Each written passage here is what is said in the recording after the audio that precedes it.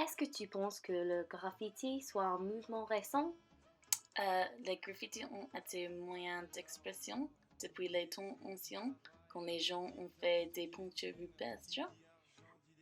Mais le mouvement est-il devenu plus important dans le XXe siècle?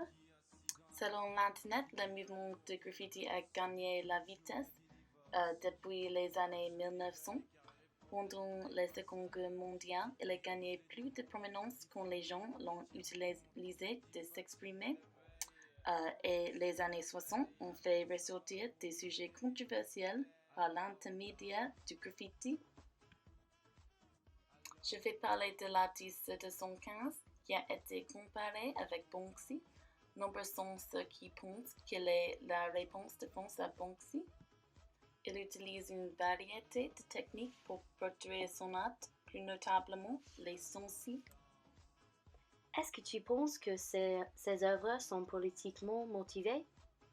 Il focalise principalement sur les portraits de gens et il choisit de représenter les sans-abri et les réfugiés parce qu'il a le sentiment que ces gens sont souvent oubliés par la société française et il veut attirer l'attention sur eux. Alors maintenant, on passe au sujet de la légalisation du street art dans les villes françaises. Le street art est légal à Paris et donc la population parisienne se sent très libre au sujet de la liberté d'expression. Les Parisiens sont vraiment politiquement vocaux. Après les attaques sur Charlie Hebdo, il apparaît à Paris des œuvres nouvelles qu'il a protestées. Un exemple de ça, c'est le nouveau œuvre de le street artiste qui s'appelle Combo. Il a dépeint le mot coexiste en misant en référence le besoin de paix entre tout le monde, mais les musulmans et le reste en particulier. Quand il a été en train d'essayer de le peindre, il a été attaqué par les gens anti-musulmans qui ont dit qu'il doit l'effacer. Voici un exemple dans lequel le street art peut être controversé. Paris comme ville est plus libre que Marseille, où le street art est illégal et le conseil dépense des millions en l'effaçant tous les ans.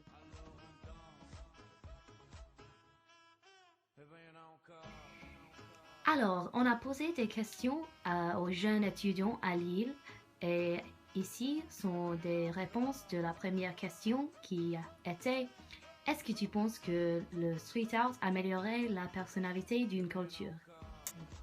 Le street art est un moyen facile et efficace de s'exprimer. Il permet de transmettre une idée ou un mouvement.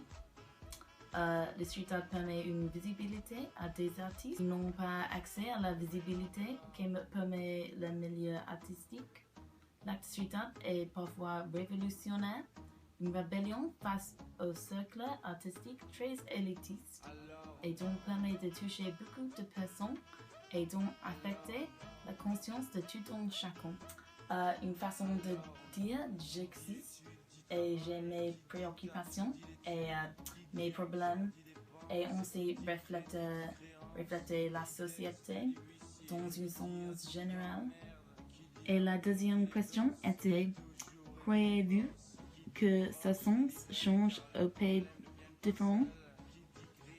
Donc, il est bien entendu différent d'un pays à un autre puisque la culture elle-même est différente. Dans un pays dans lequel les gens sont souvent à l'extérieur, le street art est bien plus développé que ceux dans lesquels les gens restent chez eux. Le street art dépend également de la légalisation des États. Certaines régions ou villes sont tolérantes, d'autres non. Et une autre réponse? Le street art ne joue pas le même rôle dans tous les pays et villes du monde. Dans quelques pays, c'est un outil d'expression politique. Dans d'autres, c'est une manière d'exprimer sa créativité en traitant des sujets sociaux. Il y a même des disparités de style dans un même pays.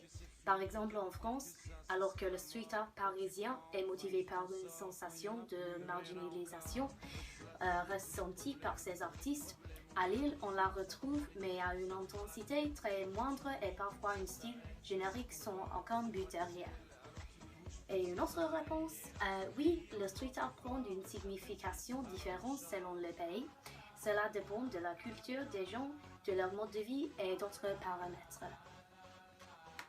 Et la dernière question, est-ce que vous pensez que le street art soit un bon moyen de sensibilisation?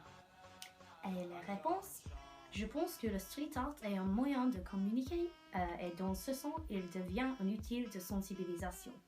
Comme les sculptures sur les églises au Moyen-Âge, c'est un moyen non plus d'éduquer, mais d'informer la population. Elle permet aussi aux artistes de s'exprimer et d'être vus de tout. Certes, il s'adresse à beaucoup de personnes, mais il faut qu'il y ait des endroits spécifiques à cette forme d'expression artistique pour ne pas tomber dans la vandalisation de lieux publics. Mais au niveau de la sensibilisation, le street art peut s'avérer très efficace. Et finalement, le street art peut permettre de sensibiliser les gens car il est visible partout. Parfois même choquant, dans tous les cas, il ne reste pas inaperçu.